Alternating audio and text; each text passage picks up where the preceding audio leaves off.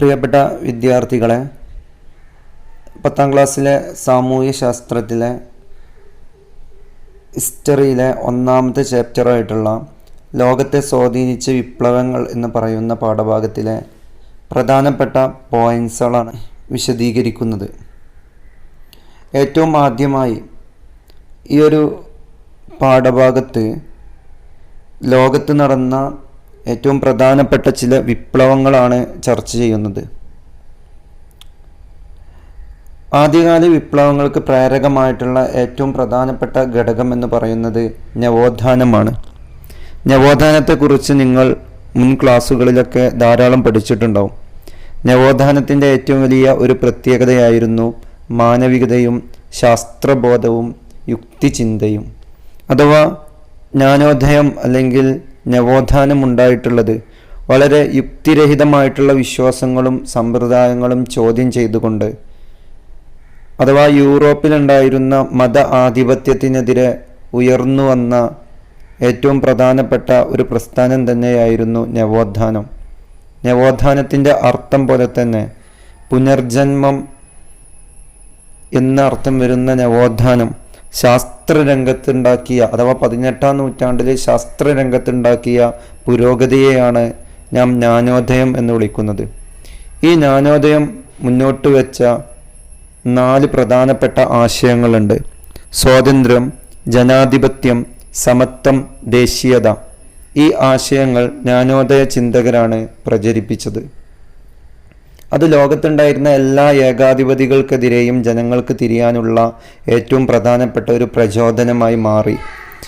ഇതിനെ തുടർന്നാണ് ലോകത്ത് വലിയ രീതിയിലുള്ള ജനകീയ വിപ്ലവങ്ങൾക്ക് തുടക്കം കുറിക്കപ്പെട്ടത്. നമുക്ക് ഈ പാഠഭാഗത്ത് ആദ്യമായിട്ട് ചർച്ച ചെയ്യാനുള്ളത് അമേരിക്കൻ സ്വാതന്ത്ര്യ സമരത്തെക്കുറിച്ചാണ്. അമേരിക്കൻ സ്വാതന്ത്ര്യ സമരത്തിലെ പ്രധാനപ്പെട്ട പോയിന്റ്സാണ് നമ്മളിതിൽ ആദ്യമായിട്ട് ചർച്ച ചെയ്യാൻ പോകുന്നത്. 16ാം നൂറ്റാണ്ടിൻ്റെ ആരംഭം മുതൽ യൂറോപ്പിൽ നിന്ന് വടക്കേ അമേരിക്കയിലേക്ക് ജനങ്ങൾ കുടിയേറാൻ തുടങ്ങുകയും വിഭവങ്ങൾ കൈയടക്കുക എന്നുള്ള, അഥവാ അമേരിക്കയിലുണ്ടായിരുന്ന ഏറ്റവും പ്രധാനപ്പെട്ട വിഭവങ്ങൾ കൊള്ളയടിക്കുക എന്നുള്ള ലക്ഷ്യത്തോടു കൂടെ വന്ന ഇംഗ്ലീഷുകാർ 18ാം നൂറ്റാണ്ടോടെ വടക്കേ അമേരിക്കയുടെ കിഴക്കൻ തീരങ്ങളിൽ ഏകദേശം 13ഓളം കോളനികൾ അവർ സ്ഥാപിച്ചു.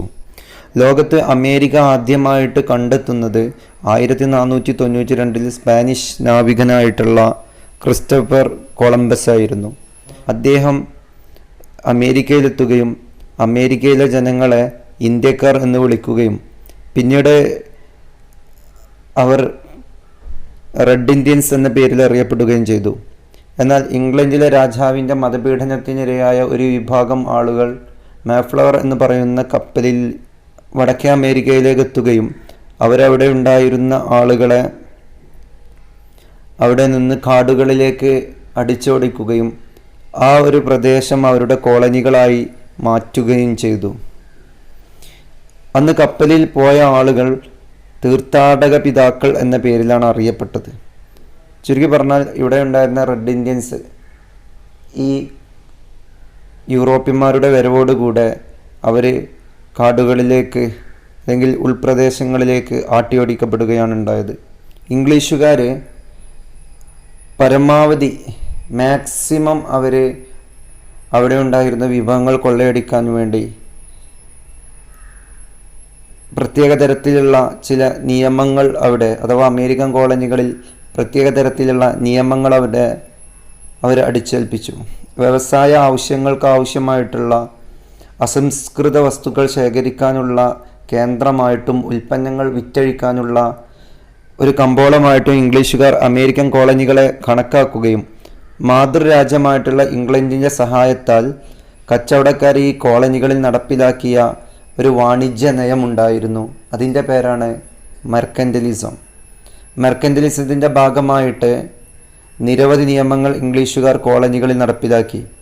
അതിൽ ഏറ്റവും പ്രധാനപ്പെട്ട 5 നിയമങ്ങളാണ് ഇവിടെ കൊടുത്തിട്ടുള്ളത്. ഒന്ന്, കോളനികളിൽ നിന്നോ കോളനികളിലേക്കോ സാധനങ്ങൾ കൊണ്ടുപോകുന്നത് ഇംഗ്ലീഷ് കപ്പലുകളിലോ കോളനികളിൽ നിർമ്മിച്ച കപ്പലുകളിലോ മാത്രമായിരിക്കണം. 2, കോളനികളിലെ നിയമപരമായിട്ടുള്ള പ്രമാണങ്ങൾ, വർത്തമാന പത്രങ്ങൾ, ലഘുലേഖകൾ ലൈസൻസുകളൊക്കെ ഇംഗ്ലണ്ടിൻ്റെ സീല് പതിപ്പിക്കണം. അതുപോലെ കോളനികളിൽ ഉൽപ്പാദിപ്പിക്കുന്ന എല്ലാ വസ്തുക്കളും ഇംഗ്ലണ്ടിലേക്ക് മാത്രമേ കയറ്റി അയക്കാവൂ.